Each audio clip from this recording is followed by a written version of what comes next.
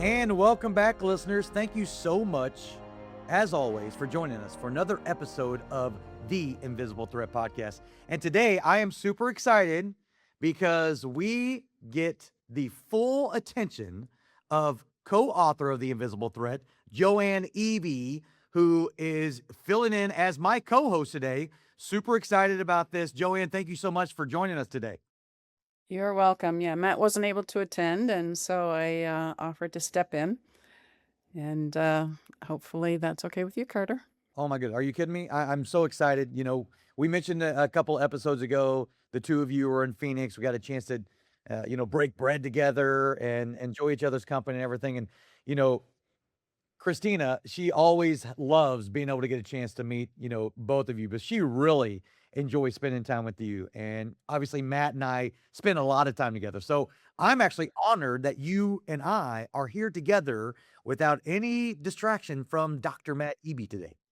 Yep, it's like that first time we had lunch together at the Cheesecake Factory, and you and I just had that initial connection.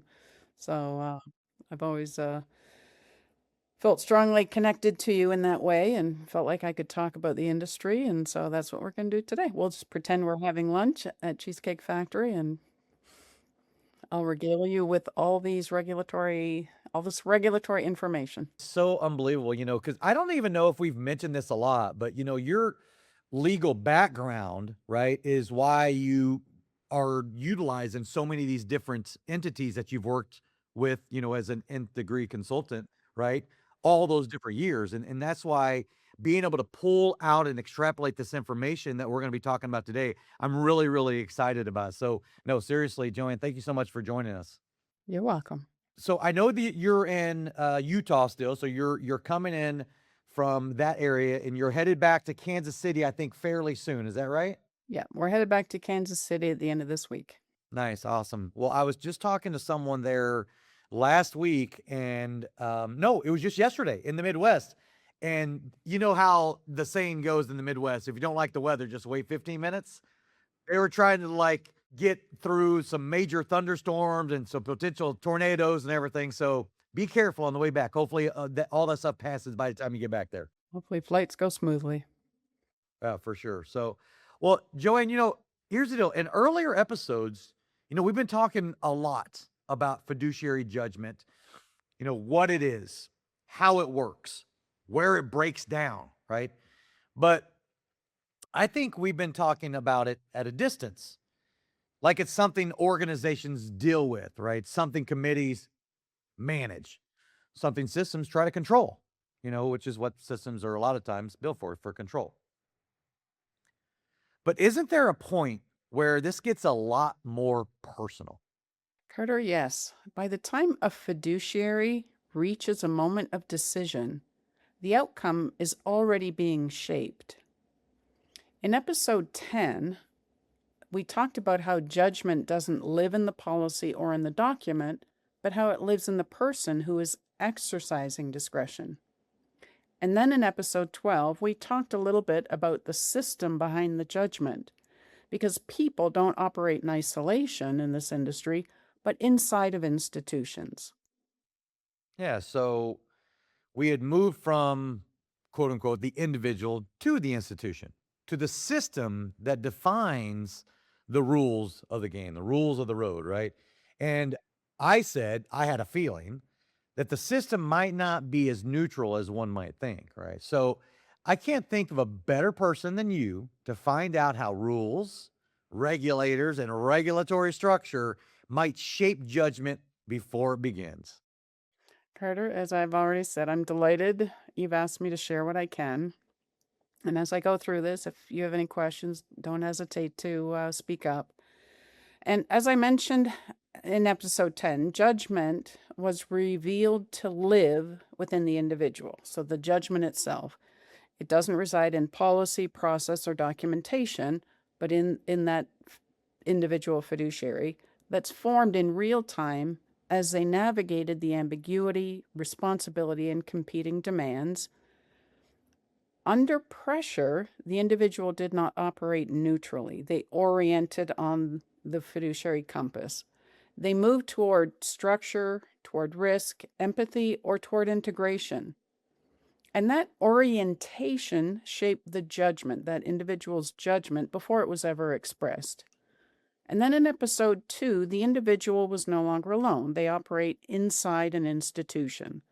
The institution's culture, incentives, governance structures, and expectations began to influence how that individual fiduciary interpreted the situation.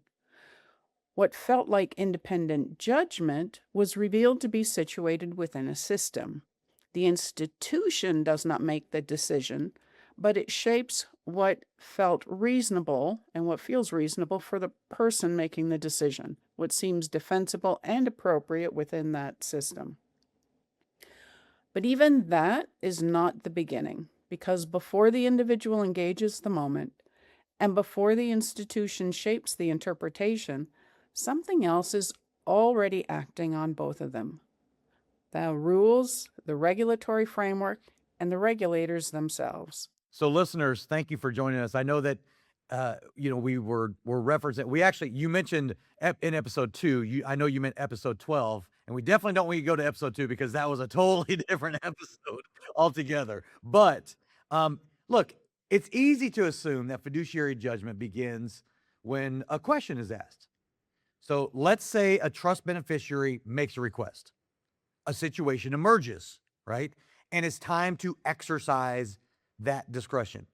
But you're saying that is not where judgment begins. Can you explain how that works in a little bit more detail? By the time the fiduciary enters that moment, the environment has already been defined. What is considered permissible has already been established. What is considered risky has already been signaled. And what is expected, defensible, or acceptable has already been framed within that institution. They're not determined in the moment after a beneficiary makes a request. They are inherited from the regulatory structure that surrounds the institution. And that structure is not uniform across different institutions.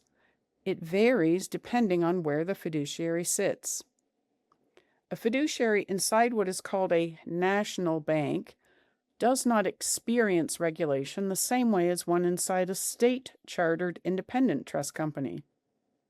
Nor do they interpret it the same way as a fiduciary who's affiliated with a registered investment advisor or a broker-dealer firm. Each of these environments operates under a different regulatory architecture. Each is subject to different supervisory expectations. Each internalizes a different relationship to risk, responsibility, and accountability. And over time, those differences don't remain external. They become embedded in the organization and shape how fiduciaries see. So, is this what Matt in that one episode described as the quote unquote prudent fiduciary, like the steward, right? Highly controlled, highly disciplined, where the safest answer seems like the right answer? Yes, that description applies to the individual fiduciary making the decision within an OCC chartered trust company, that what we consider a national trust company.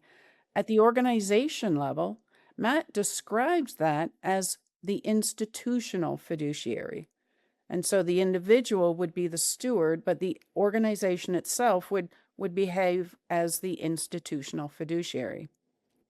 Within a national bank, so OCC chartered banks are in this industry referred to as national banks, the regulation is direct, continuous, and highly structured.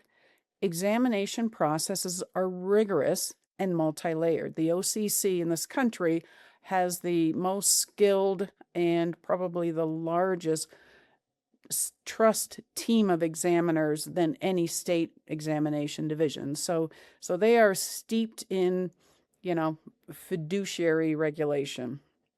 And the OCC expectations are clearly articulated.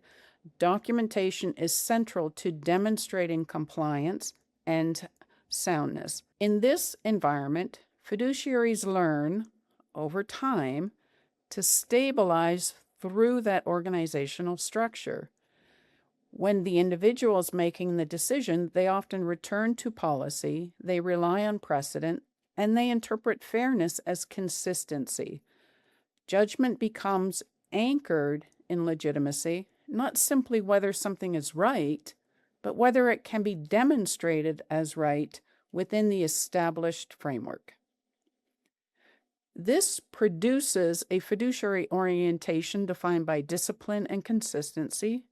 The decisions are reliable, processes are followed, outcomes are defensible. There is a cost. When a structure becomes the primary stabilizing force, the judgment can narrow, and the fiduciary, that individual, may begin to rely on what has been done before rather than fully interpreting what the current situation requires. Precedent can become a substitute for reasoning. What might have begun as principled judgment has been shown to become rigid judgment. Yeah, and I can see where, as we're talking through this, the individual, the human aspect of it, you're trying to balance between what type of humans that we're dealing with judgment versus, what we're accustomed to doing, having that defensible position and staying rigid within that judgment because that's your comfort level. That's kind of like what you've done. You're basically your old um career in the trust world. So I am curious a little bit, if you don't mind, the OCC, national charter. You mentioned that there are so many of those individuals. What's the ratio between the national versus like a state charter, whether that be Nevada or South Dakota? Do you have any idea of like that 2 to 1, 20 to 1? I mean, how big of a difference is it? It's a great question. And what's funny is it's not that easy to get a clear and precise answer. The OCC itself does publish lists of trust institutions that they have chartered. And so they have full lists, and they will provide a list of whether it is what is called um, a trust bank charter, where they're attached to an actual OCC bank, or even a separate, it's sort of an independent but nationally chartered trust institution. And they do publish those lists. Some of the 50 states also publish a list of trust companies, but not every state publishes a list. So it's kind of hard to tell. But it's the kind of thing I would like to know for sure. But I would say one of the things that the OCC does do, and this is factual, they actually provide trust charters to the biggest institutions across the country. And so by sheer, like if you look at how, the all the assets under administration in this country, probably the majority are national chartered. Wow. Okay. So obviously it'd be a big pool. It's a big pool. So how does that national OCC charter institution compare to an independent trust institution where Matt described the individual as the principal fiduciary, the guardian? Well, in an independent trust company, that state chartered independent, like as in independent from an actual bank, at the organizational level, it's described as the professional fiduciary. In an independent environment, the regulatory framework introduces a different dynamic. There is still structure, but it's less centralized. There's still bank regulated trust institutions. All trust institutions in this country are bank regulated if they have a trust charter. But the regulators span 50 states. There is regulatory oversight, but the structure allows for greater interpretive space depending on the state that they have their trust charter from. And that space doesn't eliminate pressure for the individual fiduciary, it just simply shifts it. Because without a single uniform supervisory voice, the fiduciary must account for variability. They must consider not only what's permissible, but how it might be viewed across different regulatory lenses. In this environment, fiduciaries stabilize through risk awareness. They assess exposure, they consider consequences, they anticipate scrutiny. Judgment becomes an exercise in managing uncertainty. Now, the strength of this orientation is clear. It does introduce discipline, It promotes foresight. It encourages careful evaluation before action is taken. But here, too, there is a cost, because when risk becomes the dominant lens, the safest answer can begin to feel like the correct answer. The fiduciary may move toward caution, not because the situation requires it, but because it reduces their exposure. What began as prudent judgment can become defensive. Yeah, I can totally see that. So, do regulations operate differently within the RIA, registered investment advisor environment, right? The trust division would still need to have a trust charter, either from the OCC or, from the state. But so the regulator would be the same. Carter, the published regulations don't really change when a trust institution is affiliated with an RIA. In theory, it's the same. What changes is the system behind the judgment. A registered investment advisory firm has its own set of rules and a different regulator, either the SEC or a state securities regulator. And RIAs have their own guidance regarding fiduciary responsibilities, but it's different than a trust charter. In the RIA space, fiduciary responsibilities start and end with the client's wealth and investment portfolio. So that is the culture overlying the organization. And at the end of the day, it's the trust institution that is having to make the discretionary decisions associated with the trust. But when they're involved with an affiliated RIA, especially a large IRA that's bringing them a lot of the trust business, the fiduciary judgment tends to be more principles-based, more reliant on interpretation, and more focused on fiduciary duty as a standard rather than as a prescribed set of rules. I got it. So at the individual fiduciary level, what Matt called the contextual fiduciary, the strategist, forward-looking, integrative. And Matt said the fiduciary role can start to blur with the investment management role. It can. And at the organization level, it's described as the adaptive fiduciary. Here, the trust institution is expected to interpret. They must understand the client, assess the context, align decisions with purpose rather than simply applying the rules. This produces a different orientation. Judgment will stabilize through context and identity. That individual fiduciary will ask, what does this situation require? What aligns with our responsibility to the client? How do we act in a way that is consistent with our role? This does allow for adaptability. It enables responsiveness to complex and evolving situations. It creates a space for innovation. But as with the other two, that space can introduce its own risk. Without a strong structural boundary, judgment can move faster than capability. The fiduciary may assume readiness before it's been fully established. And the line between appropriate adaptation and overextension can become difficult to see. What began as contextual judgment has been shown to drift and can drift very far in some cases. You're tying in a little bit of that KYC stuff there, right? And that can be obviously very, you want to talk a little bit about how that relates to, to KYC and why that's, so important, and whether that's national or trust charters and what the difference is? So within the RIA space, the real question is who's the client and who owns the client. And so in the RIA space, the client is often, a living grantor who has created trust that the trust institution is administering. And so for the RIA, their KYC, their know your client, they know their client, they know their living grantors, and it's very much a present moment thing.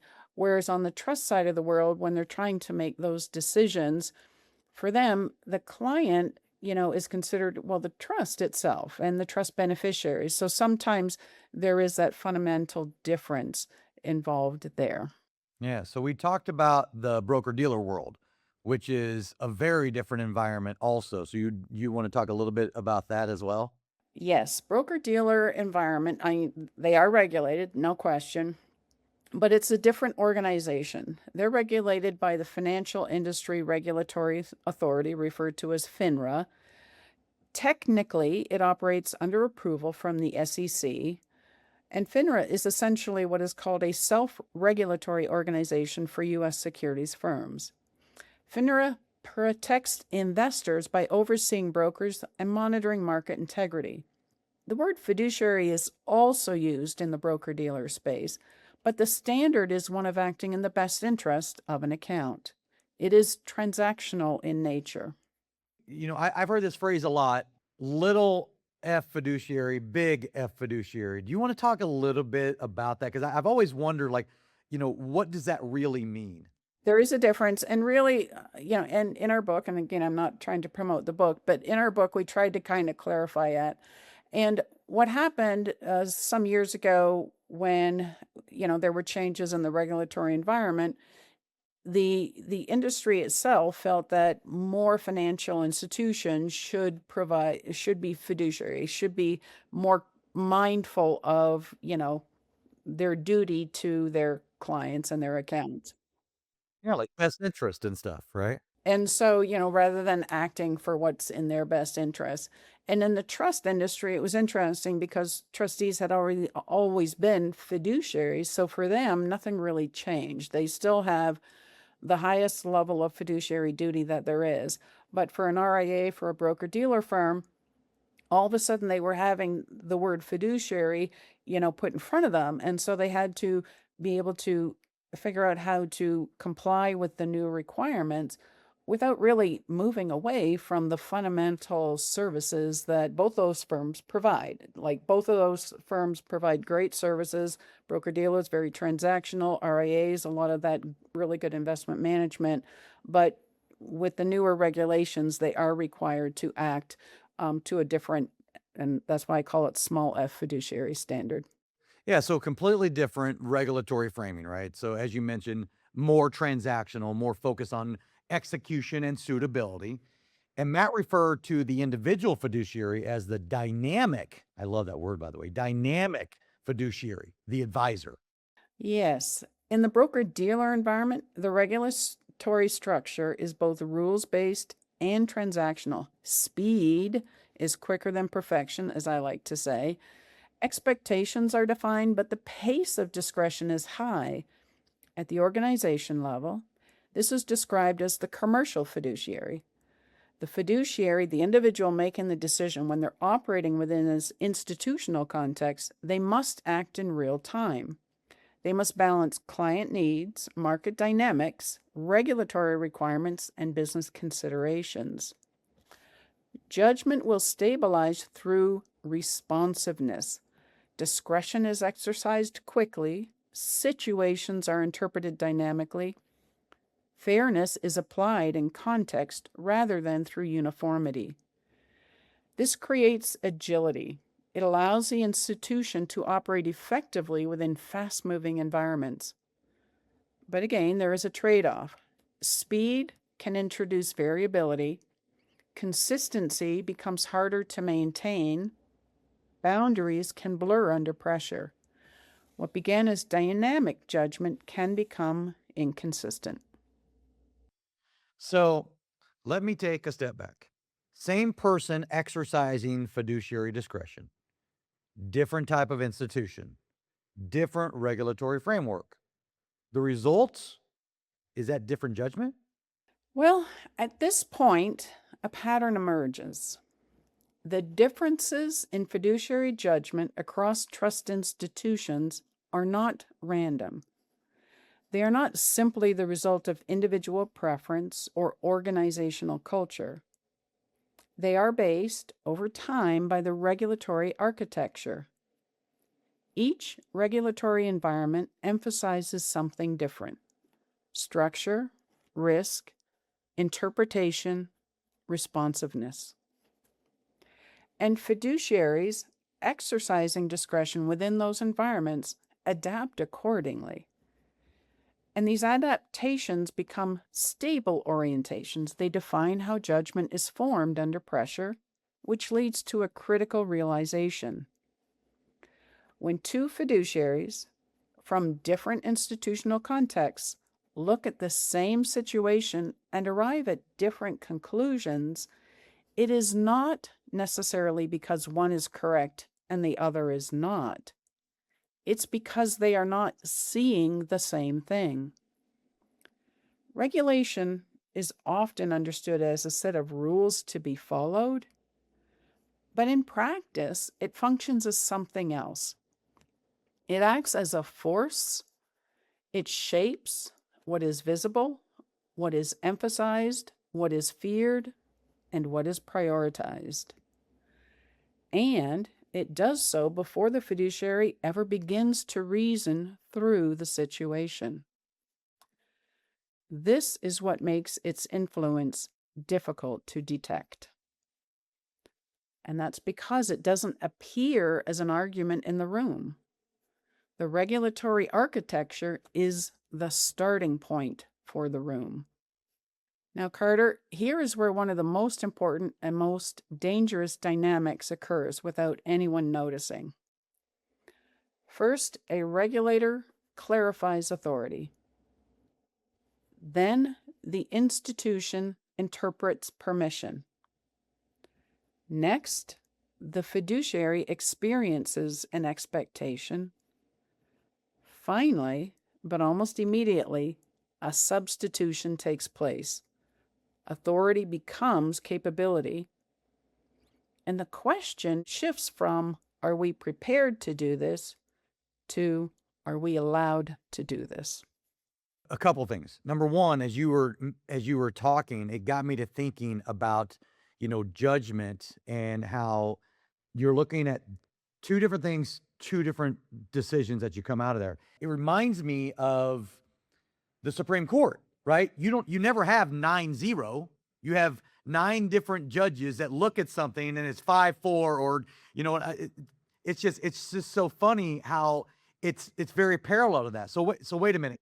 Can you repeat then, for our listeners, for their benefit, I think, just repeat that again so that they understand what you just got through saying. Happy to do so, because this is important, and I do love your analogy of the Supreme Court decisions. Great analogy. So, first, a regulator clarifies authority. Then, that trust institution interprets permission. Then that individual fiduciary experiences an expectation. And finally, but almost immediately, a substitution takes place. Authority becomes capability, and the question shifts from, are we prepared to do this, to, are we allowed to do this? And once that shift occurs, the system begins to move toward resolution. Joanne, I kind of want you, if you don't mind, we have this thing called a no action letter. Could you, if you don't mind, give, something simple as an example around the no action letter? Well, let's say that, and in the example we had a few episodes ago, we talked about the no action letter that was issued by the SEC. And in that no action letter, they said that they advised essentially RIAs that there will be no enforcement action against the RIA if an independent state-chartered trust institution custodies that RIA client's cryptocurrency. Now, keep in mind, the SEC has no regulatory authority over state-chartered trust institutions. They were simply advising RIAs that if they used that state-chartered trust institution, then the RIA would not, have any enforcement actions against them. So then this would be a situation where the institution would interpret permission. In this case, the RIA itself would share that no action letter with their affiliated trust institution. It'd say, hey, look, we can do this. Isn't that great? So then the fiduciary, the trust institution, experiences an expectation. Here they're getting pressure from the RIA, and they're getting pressure to custody Bitcoin for the RIA client. And then finally, but almost immediately, a substitution takes place. And that substitution is where authority becomes capability. And the question shifts from, are we prepared to do this? Where the trust institution, which previously had no interest in or expertise in crypto custody, they're not prepared to provide crypto custody services. And instead it shifts to, are we allowed to do this? And now that trust institution is looking at that no action letter and going, oh, that plus the pressure from the RIA, the trust institution is saying, oh, I guess we can do this.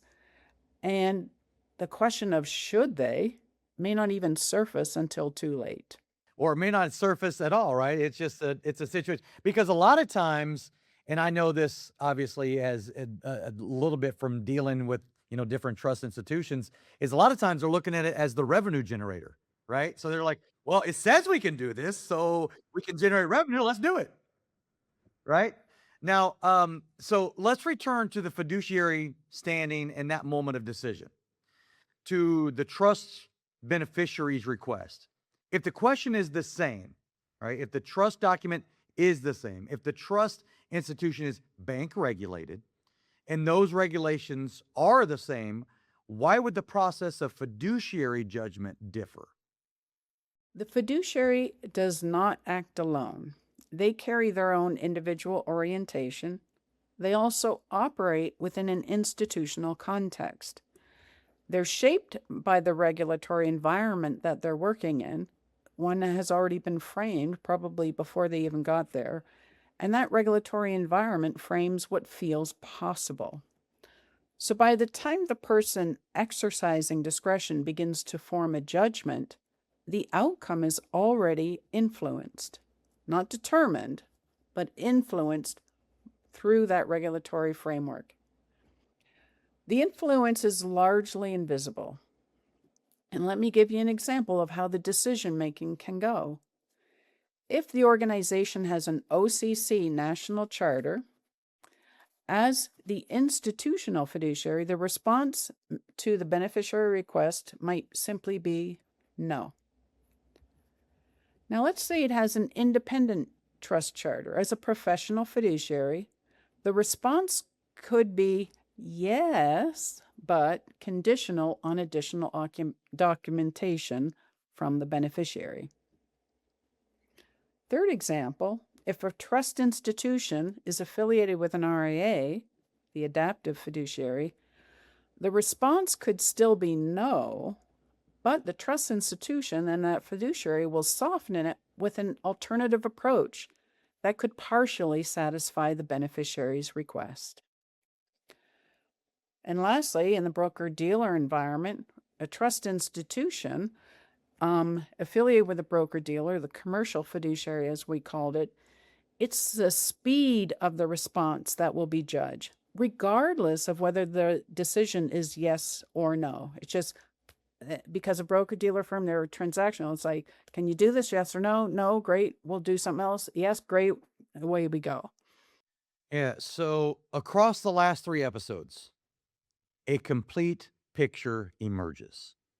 Judgment is not a single act. It is not a discrete decision point. It is the product of a system.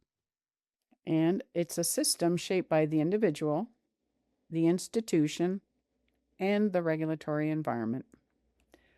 Each layer acts simultaneously. Each layer influences what is seen, what is considered, and what is ultimately decided. Most organizations move quickly through those moments. They simply answer the question, they document the decision, they stabilize the system. But the most important part of that process occurs just before that. It occurs in the formation of judgment itself. And when that formation is not visible, when the forces acting on it are not understood, the risk is not simply that the wrong decision will be made.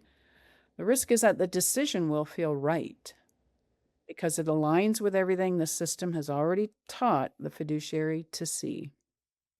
Episode 10 revealed the individual. Episode 11 revealed the institution. This episode reveals the system that shaped both of them before the moment ever began. And once that system becomes visible, something changes. The question is no longer, what should we do? It becomes, what is influencing how we are about to answer that question? And that is where fiduciary judgment truly begins. As you said, Joanne, most organizations move quickly through these moments. We don't. Listeners, I want to thank you so much for joining us for another phenomenal episode of The Invisible Threat. And hopefully you get out of this as much as I get out of this. The years of experience and actual lived experiences that Dr. Matt Eby and Joanne Eby, co-authors of The Invisible Threat, bring to us every single week on the podcast. Joanne, thank you so much for being my co-host today. I really do appreciate it. And again, thank you for taking the listeners through these different exercises and getting them to really understand what's going on behind the scenes. You're most welcome, and hopefully I didn't get too far in the weeds. I tried not to. You absolutely did not get too far in the weeds. There's no doubt about it. So, hey, listeners, if you want to get more of these types of experiences that you're going to get to hear, that we're going to extrapolate out of both Joanne and Dr. Matt Eby, please join us next time on The Invisible Threat. And make sure to like, share, and subscribe wherever you get your podcast, whether that be Google or Apple or whatever the case may be. So until next time, I'm Carter Wilcoxson, CEO and founder of Epic Services Company, thanking you all for joining us. And Joanne, once again, thank you for being on as my co-host today. You're welcome. So until next time, listeners, we will see you on the Invisible Threat Podcast. Thank you, everybody.